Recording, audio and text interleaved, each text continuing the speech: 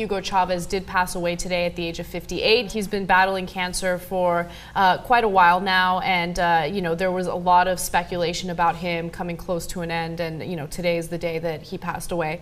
Just to give you some information about the implications, of course it's going to have implications in Venezuela, but this is also going to have implications worldwide, in the United States, in Bolivia and Ecuador, which received a significant amount of aid from Venezuela, and also Cuba would get oil for virtually free from Venezuela, very, very cheap oil. But a lot of people are wondering what this means for the United States, because Venezuela would also export oil to our country as well. And I feel like Desi is more of an expert on this than I am. So Desi, take it away. Well, I am no expert on Venezuela, but I do know that right now what Venezuela is going through, they have deep uncertainty, they have a lot of violence, very high crime rate, very high inflation.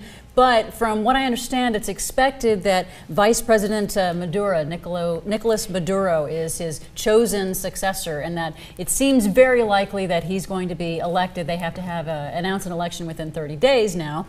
So when that happens, it's very likely that Maduro will be elected, and that will probably continue the overall policies that Chavez had. There might be some changes, but specifically as it relates to oil, I don't think that there will be a huge change with the Venezuelan imports to the United States. But one of the things that was really interesting in the Keystone XL pipeline report that was put out by the State Department last week, that quite a bit of environmentalists had a problem with. But one of the things that's in that State Department report, the State Department basically tacitly says, explicitly says that with declining imports from Venezuela and other South American countries, that we really want the Keystone XL pipeline to come through so that we can continue to give U.S. refiners plenty of supply so that they can keep their operations up and continue to make high profits for that. So it doesn't seem like they expect there to be any disruption in supply from Venezuela. The death of Hugo Chavez is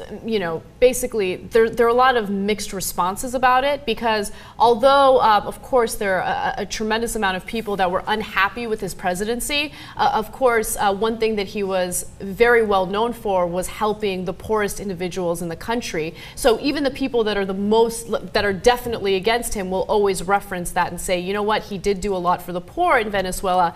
But, he was an interesting character. First of all, he changed the constitution in Venezuela so presidents can get reelected indefinitely. And he did get reelected for the fourth time, or elected for the fourth time recently, and just months into his re-election, he passed away. Also, as you mentioned, Venezuela does have high crime, high inflation. Even though he did spend a significant amount of money for education in Venezuela, the schools are still falling behind other countries. And he loved to rub certain things in, American politicians' faces. For instance, he worked closely with Gaddafi before he died, Ahmadinejad, and also he supplied oil to Bashar al-Assad of Syria while, he was basically murdering rebels like crazy. Nothing is black and white. You can't really look back at his presidency and say he was all bad or all good. There were good parts of his presidency, bad parts of his presidency, and I kind of sound like CNN saying that, but it's the truth. It's the truth. The announcement by Raul Castro in Cuba that he is going to step down at the end of his current term, I think 5 years from now. It kind of feels like there is this transition from these firebrand socialism icons, I guess, or I don't want to call them dictators necessarily, because Chavez was democratically elected, but the idea that there may be some sort of shift coming on, I don't know if I'm making that up or not, but it just seems like that. No, it's certainly possible. I mean, we've seen in other areas of the world that when change comes, there does tend to be some sort of domino effect where a change in one regime can influence other regimes, especially if one regime switches over to a more democratic form of government, and then all of a sudden, Western powers are sending in money and they're investing in that country, and that's very appealing to the neighboring countries, and so that can have sort of a spillover effect. Understandably, the people of Venezuela are kind of worried about what will happen. Is this going to lead to instability? But only time will tell. So, we'll fill you in on that story as it continues to develop.